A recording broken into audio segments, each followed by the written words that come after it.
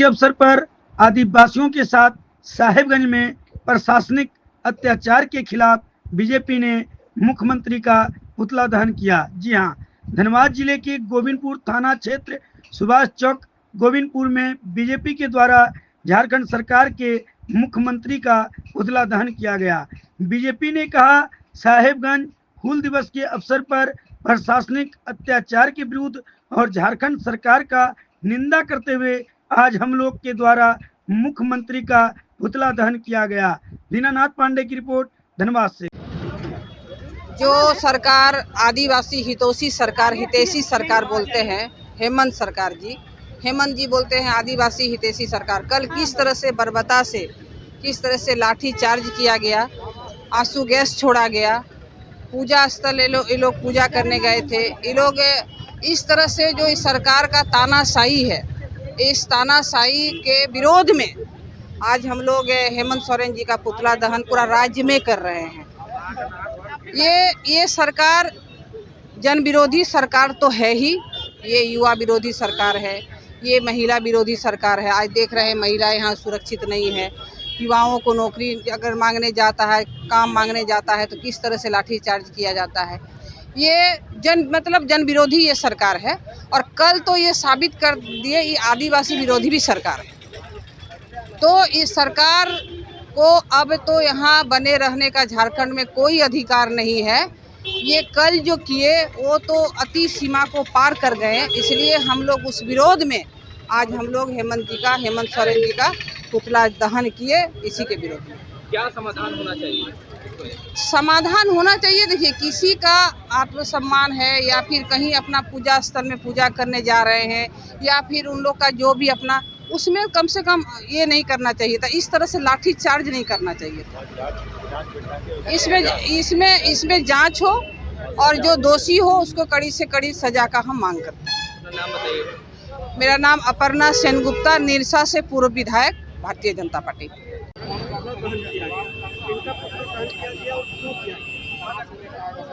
आज कल जैसे हूल दिवस था तो जहाँ सिद्धू कान्हू चांद भैरव जी का, फूलो जानो जी का जहाँ जन्म स्थल है भोगनाडी में, वहाँ सिद्धू कान्हू जी का पूजा स्थल पर पूजा करने के लिए उनका परिवार पूर्वज लोग जहाँ रहते हैं वहाँ जा रहे थे। तो वहाँ उन लोग को पूजा करने नहीं दिया गया है और उल्टा ही वहाँ पे जो पुलिस प्रशासन द्वारा आंसू गैस छोड़ा गया, लाठी चार्ज किया गया, मारपीट किया गया। तो ये कहीं ना कहीं हेमंत सोरेन जी का, मुख्यमंत्री जी का लापरवाही है, जो कि अपने आप को आदिवासियों का नेता मानते हैं, आदिवासियों का मुख्यमंत्री मानते हैं। तो इस तरह का घटना नहीं होना चाहिए, इसमें उनको अमल करना चाहिए। आज पूरे झारखंड में कोई शांति से नहीं रह रहा है, युवा हो या महिला हो या फिर बिटिया हो, कोई सुरक्षित उनके राज्य में नहीं है। और इस सरकार को ज़्यादा से ज़्यादा ध्यान देना चाहिए कि जो उन्होंने वादे किए हैं वो वादा पर उनको खरा उतरना चाहिए। युवाओं को कहा गया था कि जो भी 5 लाख युवाओं को नौकरी देंगे, जो भी रिक्त पद खाली है उनको भरे जाएंगे, लेकिन विकास का कहीं नामो निशाना नहीं है। उल्टा ही और इस राज्य में विनाश हो रहा है, जिनका विरोध में हम लोग आज मुख्यमंत्री जी का पुतला दहन किए पूरे ग्रामीण जिला की ओर से। सभी जानते हैं कल हूल दिवस था और सिद्धू कान्हू के परिवार के वंशज और जहां उनका आज भी सिद्धू कान्हू को जहां फांसी दिया गया था, जहां आज बरगद पेड़ है, पार्क बना हुआ है, कुआं है, वहां पर वहां के ग्रामीण, उनके परिवार के सदस्य वहां पर उनको पुष्प अर्पित करना चाहते थे।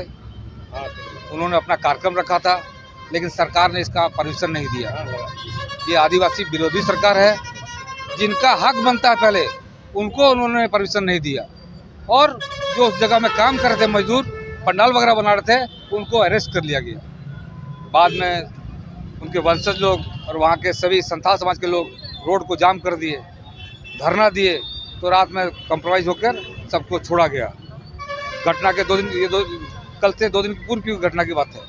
और कल जब वो लोग सुबह अपना जाके पुष्प अर्पित करना चाहते थे, वहाँ अपना श्रद्धा सुमन अपना करना चाहते थे, तो पुलिस ने वहाँ रोक टोक की उनके साथ में, और बाद में उनको वहाँ घुसने नहीं दिया, लाठी चार्ज कर दिया गया, आंसू गैस के छोड़े गए ये एक गलत मानसिकता की दोष है। ये हेमंत सरकार की विफलता की है एकदम पूरा, कि एक आदिवासी समाज के नेता होते के बाद भी आदिवासी की पुण्यतिथि पर उनको सम्मान नहीं दिया गया, उनको पुष्प अर्पित नहीं कर दिया गया, सरदार सुमन अर्पित नहीं किया गया। झारखंड बनेगा कैसे? क्या बताए? आखिर सुधीर झारखंड बनेगा कैसे? देखिए, जब तक संथाल समाज के सभी सदस्यों जिन्होंने अंग्रेजों के साथ चुनाव अपना अधिकार की लड़ा, आज़ादी की लड़ाई जिन्होंने लड़ी, उनके वंशज और आदिवासी समाज को आज आदिवासी के मुख्यमंत्री होते हुए उनको प्रोत्साहन नहीं कर रहे हैं, उनको संरक्षण नहीं दे रहे हैं, उनको आगे नहीं बढ़ा रहे हैं, ये बहुत दुख की बात है। एक भारतीय जनता पार्टी की सरकार ऐसी है, केंद्र में ऐसी सरकार है जो बराबर, आप देखिए मोदी जब भी आते हैं, आज बिरसा मुंडा के लिए कितना अच्छा तरह समाधि स्थल वगैरह बना, सब कुछ बना, उनको सम्मान की दिया जा रहा है। हर लोगों को जो इतिहासकार हैं, जो देश की आज़ादी में अपना सब निस्तार किए हैं, उनका सम्मान करते हैं। और जब भी आते हैं और जब भी सभा करते हैं तो उनको सबसे पहले संबोधित करते हुए सभा को संबोधित करते हैं। तो हेमंत जी की सरकार निकम्मी सरकार है। ये खाली लूट खसोट भ्रष्टाचार में डूबी हुई है। यहाँ देश और राज्य के विकास के लिए उनका कोई सोच नहीं है, आदिवासी के उत्थान के लिए कोई सोच नहीं है। मैं इसकी निंदा करता हूँ, इस घटना की निंदा करता हूँ और उनसे इस्तीफा की मांग करता हूँ। समझ सकते हैं कि ये सरकार कितना नीचे गिर चुकी है।